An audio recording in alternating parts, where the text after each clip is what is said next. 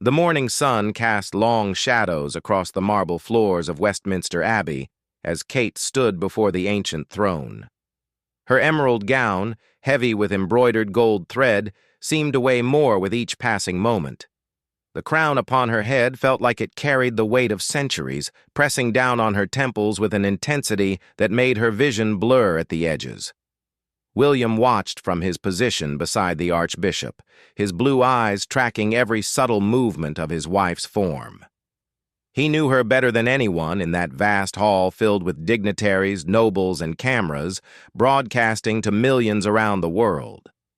The slight tremor in her gloved hands, the way she shifted her weight almost imperceptibly from one foot to the other. These were signs only he could read. The ceremony had been going on for nearly 2 hours. Kate had insisted on standing throughout, refusing the offered chair that protocol would have allowed. She wanted to show strength, to prove that she belonged here among the centuries of tradition and expectation. The previous night she had barely slept, running through every possible scenario, every word she would need to speak, every gesture that would be scrutinized by historians for generations to come. Behind the throne, the stained glass windows painted rainbow patterns across the stone floor. The air was thick with incense and the perfume of thousands of white roses that lined the aisle. Every breath Kate took seemed harder than the last, the corseted gown restricting her lungs just enough to make each inhalation a conscious effort. The Archbishop's voice droned on, reading from texts that dated back to the Norman conquest. Latin phrases mixed with Old English in a ceremony that had remained largely unchanged for 1,000 years. Kate's legs began to feel like water beneath the layers of silk and crinoline. She locked her knees, a trick she had learned from countless hours of public appearances, but today even that familiar technique seemed to be failing her. William noticed the moment her posture changed. It was subtle, a slight forward lean, a hand that gripped the ceremonial scepter just a fraction tighter. He took a half-step forward, breaking protocol, but stopped himself. Any movement from him would draw attention, would create headlines about weakness or concern. He forced himself to remain still, even as every instinct screamed at him to go to her. The great hall was packed with over 2,000 guests. Prime ministers and presidents sat alongside celebrities and charitable patrons. Every eye was fixed on the tableau before the throne, most unaware of the drama unfolding in tiny gestures and micro-expressions. The television cameras, positioned at strategic angles throughout the abbey, continued their silent vigil, ready to capture history in the making. Kate's breathing became shallow.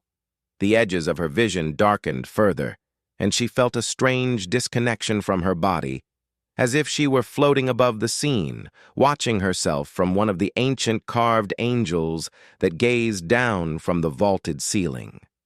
The Archbishop's words became a distant humming, like bees in a summer garden. She thought of her children, watching from their special seats in the gallery. George, trying so hard to sit still in his miniature uniform. Charlotte, her hands folded properly in her lap, just as she had been taught. Little Louis, probably fidgeting despite his nanny's gentle reminders. They needed to see their mother strong, needed to know that the role they would one day inherit was something to be proud of, not feared. The moment came without warning. 1 second Kate was standing, regal and composed despite her internal struggle. The next, her knees buckled. The scepter slipped from her fingers, clattering against the stone steps with a sound that echoed through the hushed abbey like thunder. Her body crumpled, the green silk pooling around her like water as she fell forward. William moved before anyone else could react. Protocol, ceremony, tradition, all of it vanished in the face of his wife's need. He crossed the space between them in 3 swift strides, catching her before her head could strike the unforgiving stone. His strong arms cradled her against his chest, and for a moment, the entire abbey held its breath. The cameras captured it all. The prince, still in his ceremonial robes, kneeling on the cold floor with his wife in his arms. The way he pushed the heavy crown from her head with gentle fingers, letting it roll away unheeded. The tender manner in which he brushed a strand of hair from her pale face, his lips moving in words meant only for her. Chaos erupted around them. Royal physicians rushed forward, their mourning coats flapping as they ran. Security personnel moved to create a barrier between the royal couple and the pressing crowd. The archbishop stood frozen, his ancient book still open to the unfinished ceremony. Somewhere in the gallery, a child's voice, Charlotte's, called out for her mother. William felt Kate stir in his arms. Her eyelids fluttered, and she looked up at him with eyes that seemed to hold all the fear and vulnerability she had been hiding. He pressed his forehead to hers, creating a moment of intimacy in the midst of the very public crisis. "I'm here," he whispered, his voice rough with emotion. "I've got you. Always." The medical team tried to intervene to take her from his arms, but William refused to let go. With a strength born of determination and love, he stood, lifting Kate with him. Her head rested against his shoulder, and he could feel her breath against his neck, rapid but steady. The crowd parted before them as William carried his wife down the long aisle. Each step echoed in the vast space, a rhythmic counterpoint to the shocked whispers that rippled through the assembly. The cameras followed their progress, broadcasting the image around the world. A prince carrying his princess, choosing love over ceremony, humanity over tradition. As they reached the great doors, Kate's voice, barely a whisper, reached his ears. The ceremony. The crown. William's jaw tightened and his arms pulled her closer. "Damn the ceremony," he said, loud enough for those nearest to hear. "You're more important than any crown." The doors swung open, revealing the gray London morning and a world that would never forget the image of a prince who chose his wife over a throne, who showed that even in the highest echelons of power and tradition, love could still triumph over duty.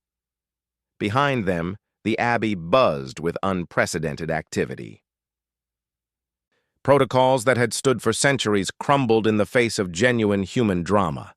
The archbishop closed his ancient book with shaking hands, knowing that this day would be remembered not for the words that were spoken, but for those that were left unsaid, and for the vow that was made without words, a husband's promise to always catch his wife when she falls.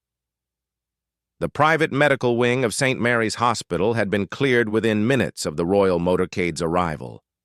Kate lay in the bed, her face nearly as white as the crisp sheets beneath her. Monitors beeped softly, tracking vital signs that the medical team watched with hawk-like intensity.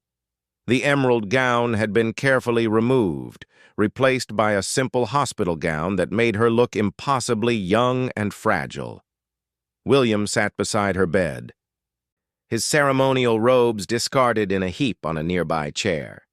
He still wore his military uniform underneath, though the jacket was unbuttoned and his collar loosened.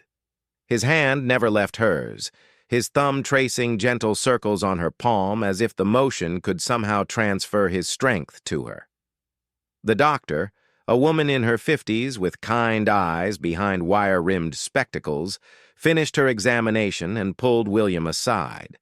Her voice was low, professional, but not without compassion. "Your Highness, the Duchess is suffering from severe exhaustion, complicated by dehydration and stress. Her blood pressure dropped dramatically, which caused the fainting spell. She needs rest, real rest, not just a few hours between engagements." William's face hardened. "How long has she been pushing herself like this?" The doctor hesitated, then spoke carefully. "The signs suggest this has been building for weeks, possibly months. The human body can only sustain such pressure for so long before it demands payment."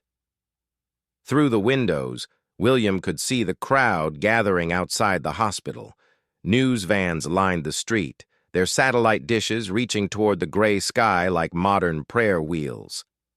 The image of him carrying Kate from the Abbey had already circled the globe, sparking countless discussions about duty, tradition, and the price of public service. His phone vibrated constantly. Messages from the palace, from government officials, from family members. He ignored them all. Let them wait. Let them understand that some things were more important than their schedules and protocols. Kate stirred, her eyes opening slowly. For a moment she seemed confused, taking in the sterile hospital surroundings. Then her gaze found William, and her face crumpled. "I ruined everything," she whispered, tears sliding down her cheeks. "The ceremony, the tradition. What will they say?" William moved swiftly, sitting on the edge of her bed and gathering her into his arms. "They'll say that you're human. They'll say that you gave everything until there was nothing left to give. And if they say anything else, they'll have to answer to me." She buried her face in his chest, her shoulders shaking with silent sobs. William held her, rocking slightly, his own eyes burning with unshed tears. How had they gotten here? How had the fairy tale become such a burden? He thought back to their early days, when she was just Kate Middleton, the girl with the brilliant smile who had caught his eye at university. She had been so full of life then, so confident in her own skin. The transformation into Catherine, Duchess of Cambridge, had been gradual but relentless. Each public appearance demanded a little more perfection. Each criticism chipped away at her natural ease. The pregnancy losses that the public never knew about. The constant scrutiny of her every gesture, every outfit, every word. The pressure to be the perfect mother while also being the perfect royal. The charities that needed her presence, the causes that required her voice. She had taken it all on without complaint, smiling through exhaustion, grace personified even when her body screamed for rest. A knock at the door interrupted his thoughts. Charles entered, still in his ceremonial robes, his face grave with concern. Behind him, Camilla hovered, a thermos of tea in her hands, ever practical, even in crisis. "My dear boy," Charles said softly, approaching the bed. "How is she?" Kate tried to sit up straighter, to present herself properly even in a hospital bed, but William's arms tightened around her.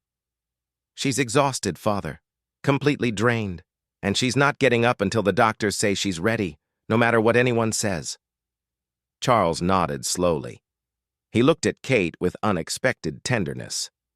"My dear, you've nothing to apologize for. The institution has stood for 1,000 years. It can survive one interrupted ceremony." Camilla stepped forward, setting the tea on the bedside table. "The children are with Maria. They're fine. Just worried about Mummy." "Charlotte made you a card." She produced a folded piece of paper covered in crayon hearts and wobbly letters spelling out, "Get well soon, Mummy." Kate's tears came fresh at the sight of it. Charles cleared his throat. "William, the Prime Minister is asking about the ceremony. The Archbishop wants to know if we should reschedule." "No." William's voice was steel. "We're done with that. Kate nearly killed herself trying to live up to all these expectations. If they want their ceremonies, they can have them without us." "William," Kate protested weakly, "we can't just—" "Yes, we can." He looked down at her, his blue eyes fierce with determination. "Do you remember what I promised you the day we married? That I would protect you, honor you, and cherish you. I've failed at the protecting part. Let the institution and its demands hurt you. That ends now." Charles and Camilla exchanged glances. This was unprecedented, a direct challenge to the way things had always been done. Yet looking at Kate, pale and fragile in the hospital bed, neither could argue with William's stance. The door opened again, and a nurse entered with a tray of medications.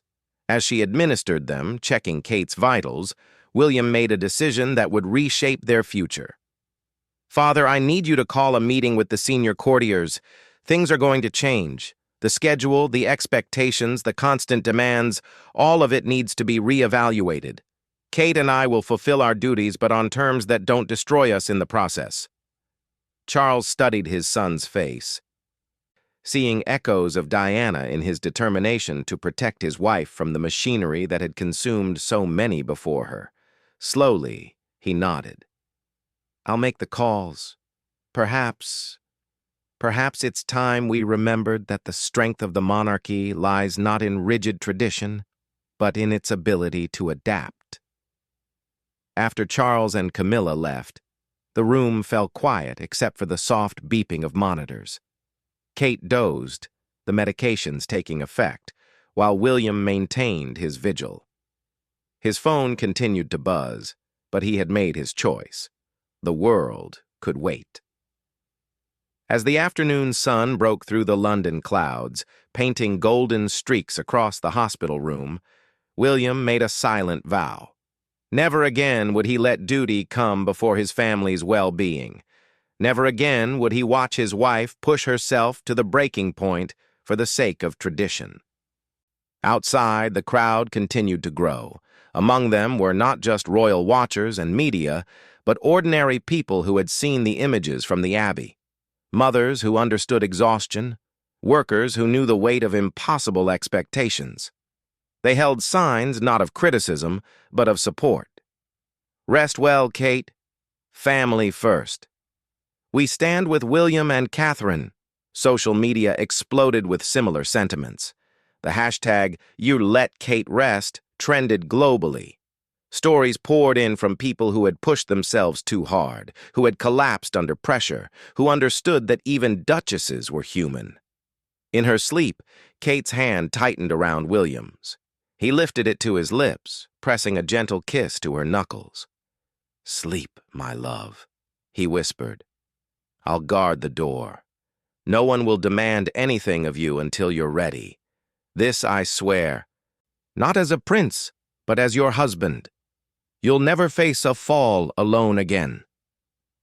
The sun continued its journey across the sky, and for the first time in years, neither William nor Kate had anywhere else they needed to be. 6 months had passed since the day that changed everything. The morning sun streamed through the windows of Anmer Hall, their Norfolk retreat, painting the breakfast room in warm, honey tones. Kate sat at the round table, her hair loose around her shoulders, wearing jeans and a simple sweater. The contrast to the elaborate gowns and perfect styling of her former daily life was striking. George and Charlotte chattered excitedly about their upcoming school play while Louis attempted to build a tower with his toast. William sat across from her, reading the morning papers on his tablet, occasionally reaching over to steady Louis's architectural endeavors. It was a scene of domestic normalcy that would have been impossible just half a year ago. The transformation hadn't been easy. The emergency meeting William had demanded from the hospital had turned into a series of heated discussions that lasted weeks. Old courtiers, set in their ways, had bristled at the proposed changes. Schedules that had been carved in stone were suddenly up for negotiation. Traditions that had seemed immutable were questioned. But William had been immovable. With Charles's surprising support and the overwhelming public backing following Kate's collapse, change had come, slowly but surely. The royal engagement calendar was drastically reduced. Mandatory appearances were evaluated for their actual importance rather than their historical precedent. Most importantly, family time was now sacred, protected by the same protocols that once demanded constant public service. Kate's recovery had been gradual. The first weeks were the hardest.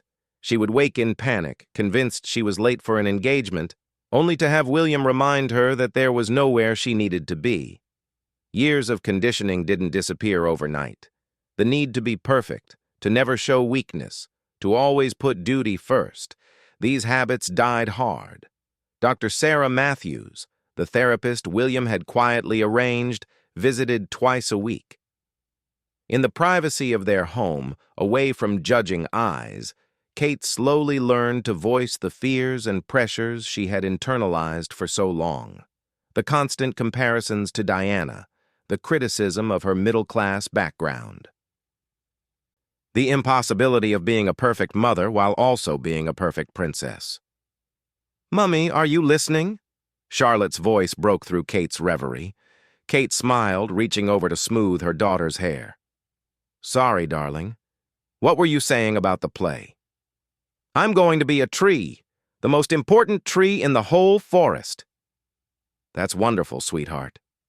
William's phone buzzed. He glanced at it, then deliberately turned it face down. Another lesson learned: not every call needed to be answered immediately. Not every crisis was actually a crisis. Later that morning, after the children had been sent off to school with their security detail, reduced now at William's insistence, Kate and William walked through the gardens. The September air was crisp, carrying the scent of approaching autumn. "The palace called again," William said, his hand finding hers as they walked. "They want to know when you'll be ready to resume full duties." Kate was quiet for a moment, watching a robin hop along the garden wall. "What did you tell them?" "The same thing I've been telling them for 6 months. When you're ready. Not a moment before." She stopped, turning to face him. The woman looking back at him was different from the one who had collapsed in Westminster Abbey. There was a peace in her eyes that had been absent for years, a sense of self that no longer depended entirely on public approval. I think I might be ready to start small. Maybe one engagement a week, something meaningful, not just ribbon cutting for the sake of tradition." William studied her face carefully. "Are you sure?" "There's no pressure, Kate. Not from me, not from anyone." "I know." She smiled, and it was genuine, reaching her eyes in a way that made his heart skip. "But I miss some of it. The children's charities especially. I just need to do it differently this time." They continued walking, planning a new way forward. Kate would return to public life, but on her own terms. No more back-to-back engagements, no more sacrificing family dinners for state banquets, no more pushing through exhaustion with a smile. The first appearance was scheduled for the following month. A small gathering at a children's hospice that Kate had quietly supported for years. When the day came, William was by her side, not just as a prince supporting his duchess, but as a husband protecting his wife. The difference was immediately apparent to everyone present. Kate was more relaxed, more genuine. When a little boy with terminal cancer shyly offered her a drawing, she knelt beside him for 10 minutes, really listening to his story about the dragons and knights he had created. There was no aide hovering with a schedule, no pressure to move on to the next photo opportunity. The media noticed, too. Gone was the perfect princess mask, replaced by something far more powerful: authenticity. The public response was overwhelming. Letters poured in from around the world, thanking her for showing that it was okay to struggle, okay to need help, okay to prioritize well-being over duty. One evening, as autumn deepened into winter, the family gathered in the living room of Anmer Hall. A fire crackled in the hearth, and the children were sprawled on the floor with their homework. William sat in his favorite armchair, reading briefing papers for his reduced portfolio of patronages. Kate curled up on the sofa with a book, a novel, not a briefing document, another small revolution. Looking around the room, Kate felt a warmth that had nothing to do with the fire. This was what she had almost lost in the pursuit of perfection. This quiet evening, these precious moments with her family, this sense of being enough just as she was. "Daddy," George piped up, "tell us again about the day you carried Mummy out of the church." William and Kate exchanged glances, a whole conversation in a look. "Well," William began, setting aside his papers, "it was the day I remembered what really matters." As he told the story, edited for young ears, Kate watched her family, Charlotte leaning against her father's knee, George listening with rapt attention, Louis playing with toy soldiers but still within the circle of warmth and love they had created. The throne still existed, duty still called. But it no longer demanded everything. The balance they had fought for, that William had promised in that hospital room, had become their new reality. The institution had adapted, as it always did when faced with undeniable change. Kate thought of the green silk gown, carefully preserved somewhere in the palace archives. She thought of the crown that had felt so heavy that day. They were symbols of a role she still inhabited, but no longer let define her entirely. A year later, when they finally completed the ceremony that had been interrupted, it was different, simpler. Kate wore a dress of her own choosing, comfortable shoes hidden beneath its hem. The service was shorter, the protocols relaxed. When it was over, she remained standing, strong and steady. But everyone remembered that it was only because she had been allowed to fall, and had been caught by arms that valued her above any crown, that she could stand tall once more. That night, as they lay in bed at Anmer Hall, the children asleep down the hall, Kate turned to William in the darkness. "Thank you," she whispered. "For what?" "For catching me, for fighting for us, for keeping your promise." He pulled her close, pressing a kiss to her forehead. "Always, Kate. Always." Outside, the Norfolk wind sang through the trees, and inside, a family slept peacefully, having learned that the greatest strength sometimes lies in admitting weakness, and that love, properly prioritized, could indeed triumph over even the weightiest of crowns. The fairy tale hadn't ended that day in Westminster Abbey. It had simply transformed, like all the best stories do, into something deeper, truer, and infinitely more precious. A real life, lived fully, with room for both duty and joy, service and self-care, crowns and quiet moments. And in that balance, they found their happily ever after.